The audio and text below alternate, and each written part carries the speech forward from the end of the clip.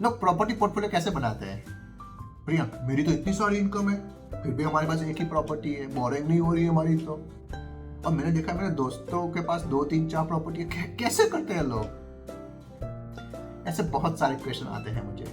तो इस वीडियो में मैं बताने वाला हूँ कि जो लोगों के पास प्रॉपर्टी पोर्टफोलियो है वो कैसे करते हैं, और जिनके पास नहीं है उनको करना है तो कैसे कर सकते हैं।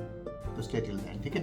तो फर्स्ट ऑफ ऑल देखो, एक I give one case study, one example. मेरा एक क्लाइंट है, बहुत साल से मैं जानता हूँ, 5 6 साल से। उनकी फैमिली इनकम है ना करीब 150 के आसपास की है। मतलब हस्बैंड वाइफ की income 60-80, which is not a great higher income, it's like a medium middle income, ठीक है? फिर भी उनके पास प्रॉपर्टी पोर्टफोलियो काफी अच्छा है।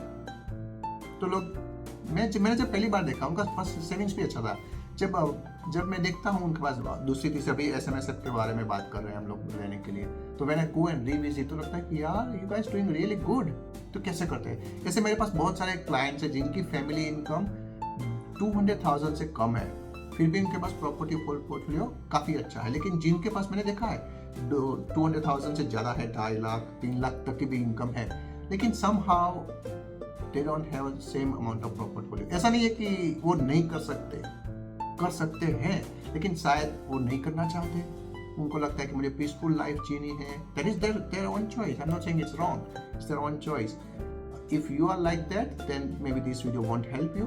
बट यदि आपको लगता है कि आपको पोर्टफोलियो बनाना है, you want to make like 2 3 4 properties, ठीक है, देन इस वीडियो में मैं बताने वाला हूँ कि आप क्या क्या कर सकते हैं। फर्स्ट ऑफ ऑल क्या होता है कि जो लोग प्रॉपर्टी में इन्वेस्ट नहीं करते, इनकम होने के बाद, कैश फ्लो होने के बाद, बोरिंग कैपेसिटी होने के बाद, वो चाहते भी होते हैं कि करना है, लेकिन they just can't take the step. उनका रीजन क्या हो सकता है कि आइदर दे आर अफ्रेड कि भाई यदि मैंने प्रॉपर्टी ले लिया तो मेरा जो एग्जिस्टिंग लाइफस्टाइल है वो सब खराब हो जाएगा, मैं जो लाइफस्टाइल जी रहा हूँ वो शायद मैं नहीं जी पाऊंगा, कॉम्प्रोमाइज करनी पड़ेगी मुझे। या फिर क्या लगता है, यार मैंने प्रॉपर्टी ले लिया, what if the interest rate goes up, what if दुनिया में वॉर हो गया, या फिर टेनेंट नहीं आया, मुझे क्या होगा? वो अनसर्टेन होते हैं, उनको थोड़ा डर रहता है कि what if this happens, what if that happens, ठीक है?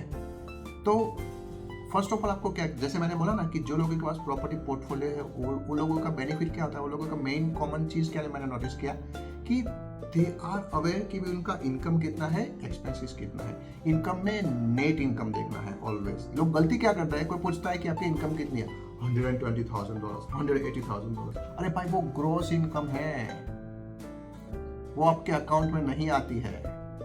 जो आपके अकाउंट में आती है वही आपकी इनकम, ऐसा मान के चलना है आपको। Obviously if you have you can claim some taxes here and there for negative gearing, वो सब करके, लेकिन it's a very small amount, ठीक है? तो मेरा ये मानना है कि जो आपके अकाउंट में आती है वही आपकी सैलरी है। तो पहले इनकम, नेट इनकम आप लगा लो कितना है, आपका एक्सपेंसेस लगा लो, महीने का निकालने से बजाय 6 मंथ या फिर 12 मंथ्स का रिव्यू कर दीजिए, फिर उसको एवरेज आउट कर दीजिए। तो यू विल नो कि भाई चलो मैंने 12 मंथ्स में इतना स्पेंड किया तो 1 मंथ का इतना हुआ, तो दैट मीन्स एवरी मंथ मेरा एवरेज इतना रहेगा एक्सपेंसेस का। नाउ यू नो कि भाई चलो कितना कैश फ्लो बचेगा, then you can either do it yourself और sit down with an expert. क्योंकि जो लोग सोचते रहते हैं ना, जो एक्शन नहीं ले सकते, स्टेप नहीं लेंगे, वो लोग कभी भी एक्सपर्ट के साथ नहीं बैठे होते। तो मेरा ये मानना है, देखो हम जब हमारे बच्चे होते हैं ना, उनको हम इंग्लिश मैथ्स का ट्यूशन लगाते हैं क्योंकि हमको लगता है कि उनको एक्सटर्नल हेल्प की जरूरत है, उनको कोई पर्सनल कोचिंग की जरूरत है, तो हम उनको वो सपोर्ट देते हैं, ठीक है? लेकिन जब हमारी बारी आती है, इतना बड़ा इन्वेस्टमेंट का डिसीजन लेना होता है, 4 लाख 5 लाख 6 लाख की प्रॉपर्टी बाय करनी होती है, हम खुद कर लेंगे, किसी को जरूरत नहीं है। ऐसा नहीं होता है, specially if you are not in this field. क्योंकि आप इतना बड़ा डिसीजन लेने जा रहे हो, आप किसी के साथ if you can not afford, या फिर if you don't want to spend too much money, I am not saying कि भाई जाओ जाके मोस्ट एक्सपेंसिव बायर्स को हायर करो, ऐसा नहीं है। आपके पास जितना बजट है, मान लीजिए कि आपको बजट लगाना है 2-3 हज़ार का, 4 हज़ार का, I don't want to spend 10-15,000, तो आप ब्रेक डाउन कर दीजिए कि कौन सी चीज़ आप खुद कर सकते हो, कौन सी आप हेल्प लेना चाहते हो।